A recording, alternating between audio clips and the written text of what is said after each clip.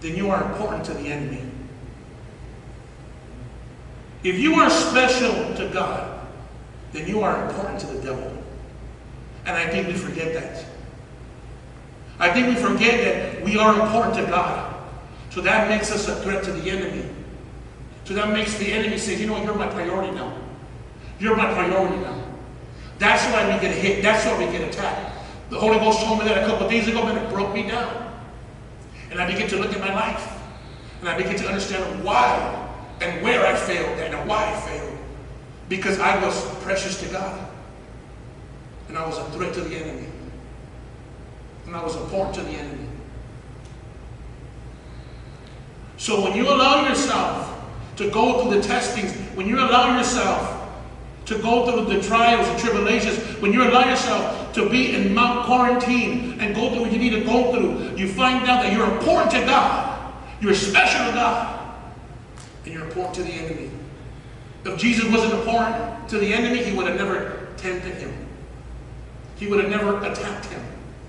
He would have never whispered in his ear. He would have never suggested to him. He would have just left them alone. Why didn't he attack them and come against them those 18 years in preparation? Why wasn't there nothing there? A lot of us, we think we're a threat to the devil. You're not a threat to the devil. He already got you. He has you so you're not doing his will. So he got you busy doing everything else. So you're not a threat. Yeah, you can preach. So what? A dog can preach. Oh, you can worship? Anyone can worship. He'll get a lot to sing. Just because we are doing things doesn't make us special. We're forgetting this. Are you with me?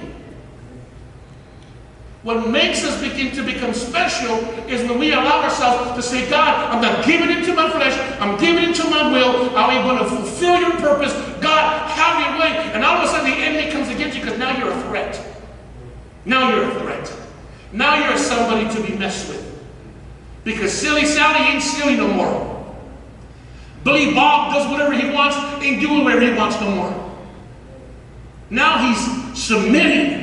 Now he's allowing himself to grow and to prosper, to get to order. Now he's passing the test. He's learning. He's being equipped. He's being trained. God is dealing with them and getting them ready.